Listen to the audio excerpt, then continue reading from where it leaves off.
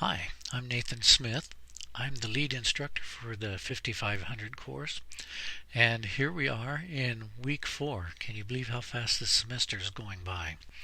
What I wanted to do here in this short video is just kind of take you through the expectations for the week and clear up any confusion if I can.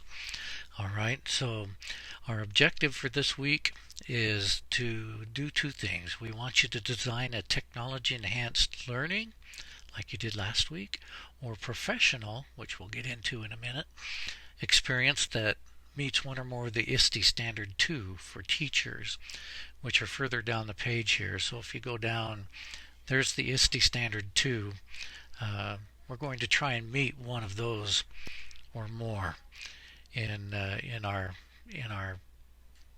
experience that we create, and to actively participate in the Lesson 4 discussion, alright, the Week 4 discussion. So before I jump into the assignment, let me talk about the discussions for just a minute.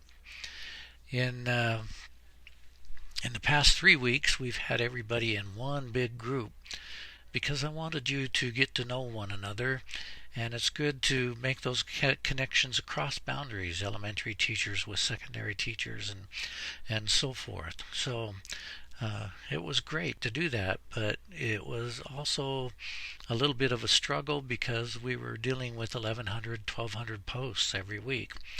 So what we were doing starting in week 4 is we're going to divide you into 5 different groups. Agriculture Ed will have 13 students, Deaf Education has 9, Early Childhood Education has 16, Elementary Ed 66, and Secondary Ed has 66 students. So when you go into the discussion this week, it'll say you're part of a group, and if you click on that group, you'll be taken to that particular discussion.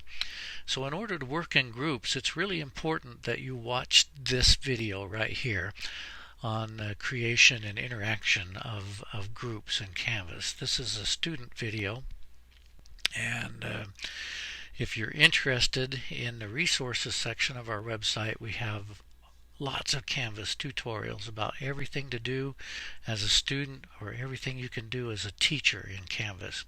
All right, over here at the right, I've linked you to the Canvas Help Center for students.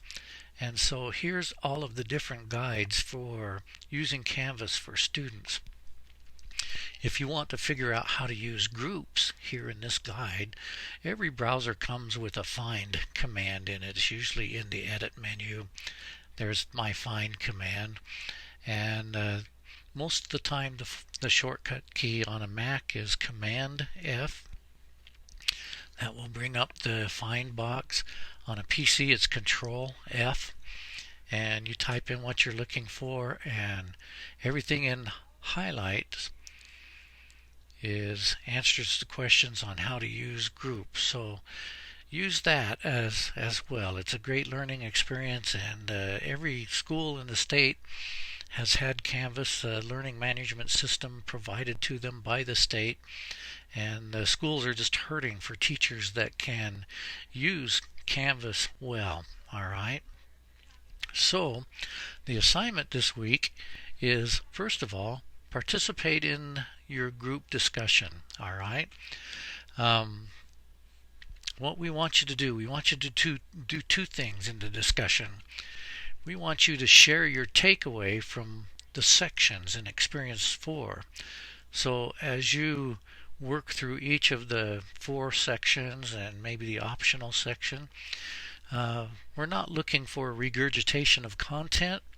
It's not a test or a quiz, but we want you to share what impacted you.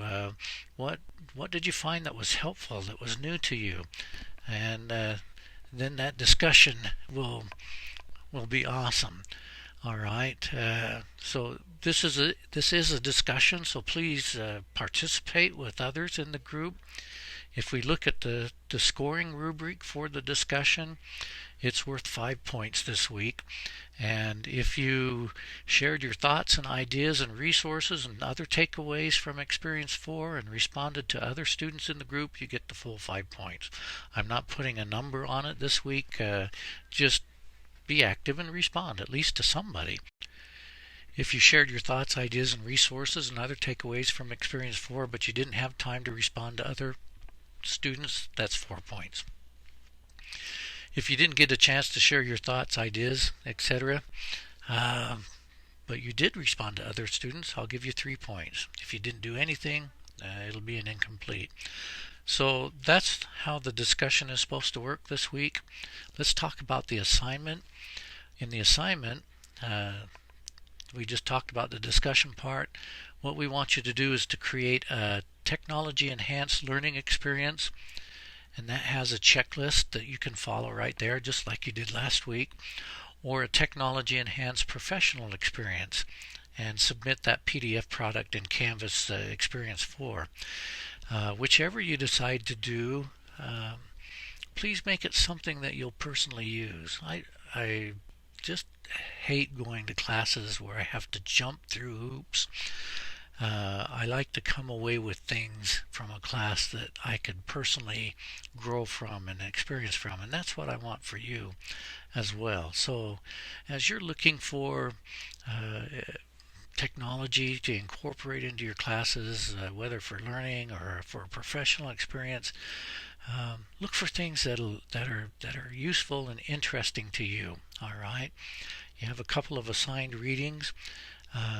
This is the checklist. I'm going to add one more line here on how well did the student make their interactive PDF interactive, and so there will be that as well. But that's how we'll be scoring it. All right. So let's talk about professional experiences compared to a regular one. So last week, what you did is you looked at a specific content standard. You said, okay, I need to teach this standard to my class. So I'm going to create a lesson plan. So I have my title and my author section up there. I'm going to identify the students and identify the standards, not only the content standard from the Utah Core, but the ISTE standard that I'm trying to reach, and interpret those so my students would understand them. And then I'm going to come up with the hardest part is the experience. How can I stop being the teacher at the front to being the guide by the side? How can I involve them in an experience that really engages them, that gets them excited about learning, that makes them not want to quit when lunchtime comes around? All right, and so I'm going to think of a way that I can have my students do something rather than me teach something, and create an experience. That's why we're calling them experiences instead of a lesson plan. All right. So last week you did it to teach a specific piece of content, but there's a lot of technology out there that you could use for all kinds of things. All right. So, for example, here's one. I've put some examples here on the page. Here's one that Kelsey Hartle did last semester that is the Interactive Math Online Resources, the National Library of Virtual Manipulatives.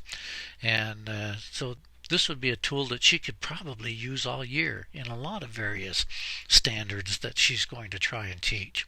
So when you're using something more broadly, that's not a learning experience one, even though it kind of is, but it's something that you're using professionally over and over and over again. Another example would be like a piece of hardware. So there's a new projector that if you click on it, it will take you out to Amazon.com, and I think, wow, that's a projector? How could I use that in my classroom? I could carry that around in my pocket or my purse or something like that if you're a lady. And so that would be something that you would use more broadly in an experience. So the checklist is just almost the same, but slightly different for a professional experience. This week you can do either one. I hope this helps you out. I've got lots of resources for you. Come check in the resources here, and have a great week.